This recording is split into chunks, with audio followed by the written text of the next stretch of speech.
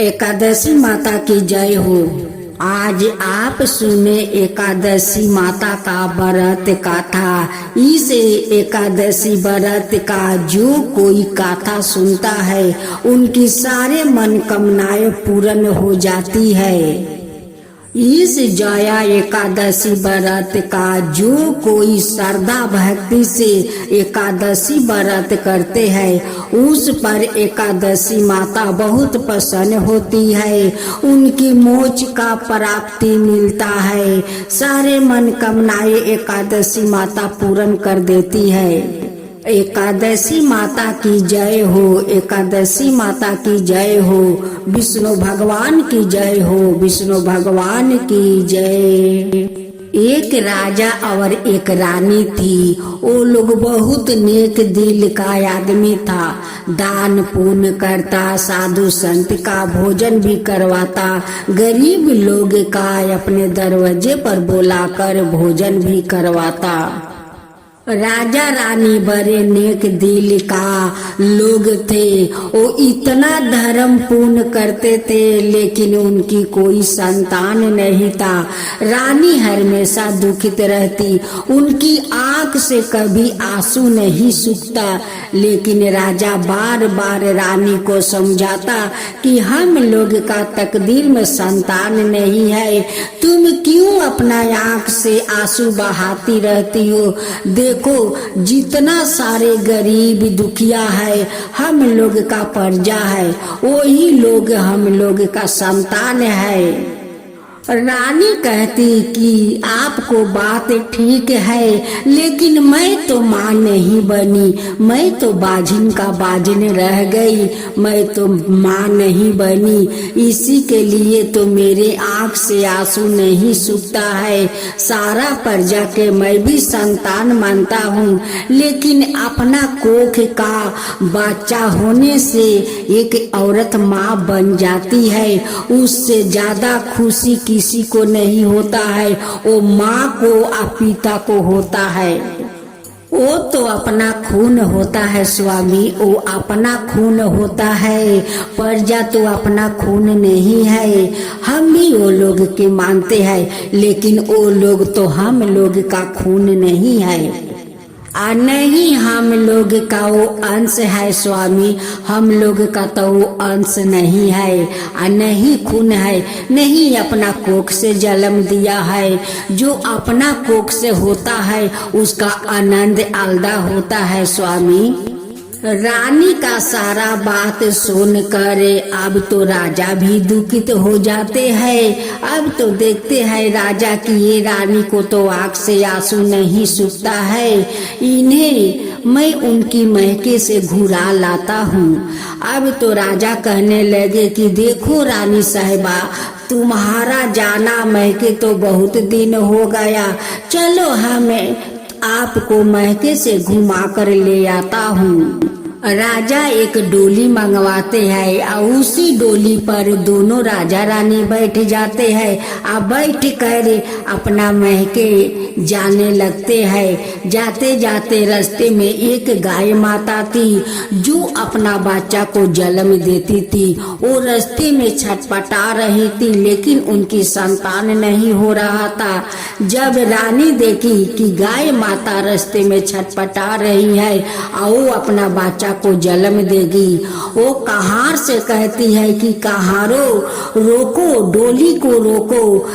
कहार लोग डोली का वहीं पर रख देते हैं। रानी जाकर गाय माता को शरीर को दबा देती है, उनकी आसानी से बच्चा खलास हो जाते हैं। अब तो वो गाय माता का बच्चा को देखकर रानी का आंख में आंसू भर आता है। गाय माता समझ जाती है कि इस रानी का कोई औलाद नहीं है, आज मैं माँ बन गया तो मुझे देखकर उनकी आंख में आंसू भर गया कि शायद रानी भी माँ बन सकती तो उनकी बहुत खुशी होता। गाय माता एकादशी माता से प्रार्थना करने लगी कि हे एकादशी माता, इस रानी का अपना औलाद दे दीजिए।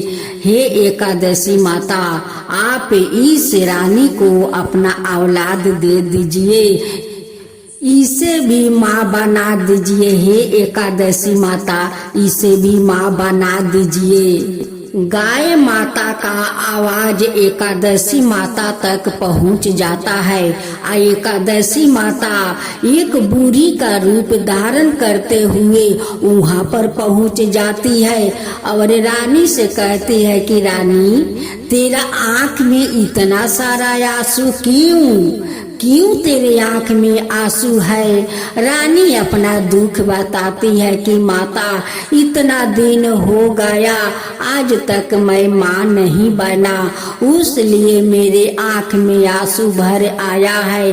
आज देखिए, ये गाय माता माँ बन गई, उनकी माँ बनने को देख कर मेरे आंख में आंसू भर आया कि शायद मैं भी इस गाय माता का तरह मैं भी माँ बन जाता। एकादशी माता कहती है कि बेटी, तू तो बहुत दयालु धार्मिक लगती है, देखने में तो बहुत दयालु है तू, तेरा संतान होगा। देख के सामने जया एकादशी व्रत है, इस जया एकादशी व्रत करने से एकादशी माता सारे मनोकामनाएं पूर्ण करती है। जिसका संतान नहीं है उसका संतान देती है, जिसका धन नहीं है उसको धन देती है, ये गरीब को दुख बुझती है। बेटी, तू भी जया एकादशी व्रत कर, देख तेरा जरूर संतान होगा, तू माँ बन जाएगी, तू बाज नहीं रहेगी। बेटी, तू मेरा बात माने। अब तो रानी उस बूढ़ी माई का पैर छूकर आशीर्वाद लेती है और कहती है कि माँ, आप मेरे माथे पर हाथ रख दीजिए, माता रख दीजिए। लेकिन रानी और राजा को तो पता नहीं था कि वही तो साक्षात एकादशी माता है। एकादशी माता रानी को माथा पर हाथ रख कर कहती है कि पुत्रा भवा रानी, जाओ, तुम्हारा गोद भर जाएगा, तुम जया एकादशी व्रत तुम श्रद्धा भक्ति से करो। रानी अपना मैके जाती है, अपना माता पिता से भेंट करती है और वहाँ से लौट कर अपना घर आती है। आकर श्रद्धा भक्ति से जया एकादशी माता को वो व्रत करती है। जैसे जैसे एकादशी माता उस रानी को बताई थी, उसी अनुसार से वैसे ही रानी व्रत करती है। जया एकादशी व्रत के प्रभाव से रानी तो माँ बन जाती है। अब तो राजा का महल में खुशी का ठिकाना नहीं है। राजा सारा गरीब में धन लुटाते हैं, वस्तु लुटाते हैं कि आज ले जाओ, आज मैं बहुत खुश हूँ, बहुत खुश हूँ, आज जो मैं पिता बनने जा रहा हूँ। कुछ दिन का बाद रानी खूब सुंदर एक पुत्रा को जन्म देती है। अब तो उस महल में बच्चा को किलकारी गुजने लगा, खुशी का महल बन गया। राजा कहने लगे कि रानी, अब हम दोनों जया एकादशी व्रत करेंगे, हर महीना को एकादशी व्रत करेंगे और सारी नगर में हम लोग घोषणा करवा देते हैं कि हे नगर वासी वालों, सभी लोग जया एकादशी व्रत करो। इस एकादशी व्रत करने से तुम लोग का जरूर फल मिलेगा, वैकुंठ प्राप्त मिलेगा, मोक्ष प्राप्त मिलेगा। जरूर जया एकादशी व्रत करो नगर वासियों। अब तो सारा नगरवासी जया एकादशी व्रत करने लगा।